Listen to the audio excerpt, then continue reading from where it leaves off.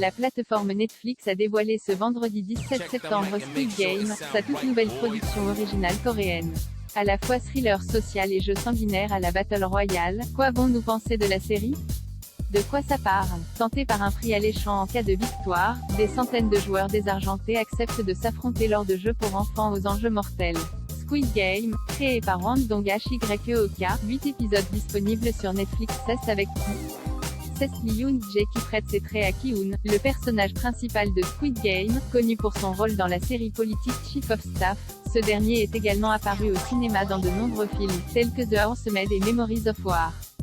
Le reste de la distribution n'est pas en reste, on retrouve notamment Park Ha-seo, récemment vu dans le film La Traque et prochainement au casting du remake coréen de La Casa de Papel dans le rôle de Berlin.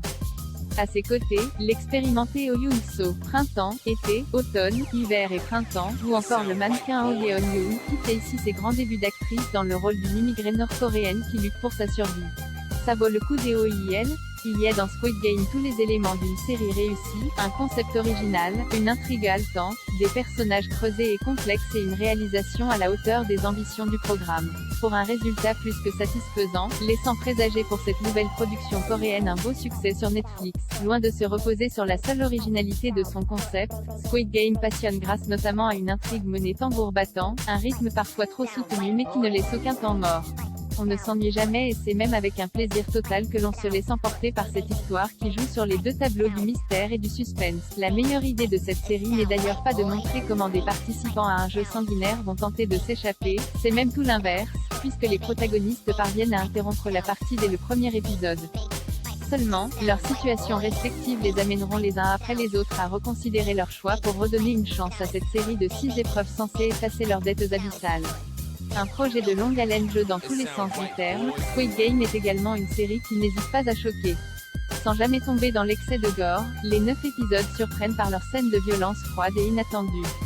Mais si la cruauté fait évidemment partie du jeu proposé par cette étrange compagnie, c'est avant tout l'idée de survie dans une société implacable qui tient lieu de fil rouge narratif au programme.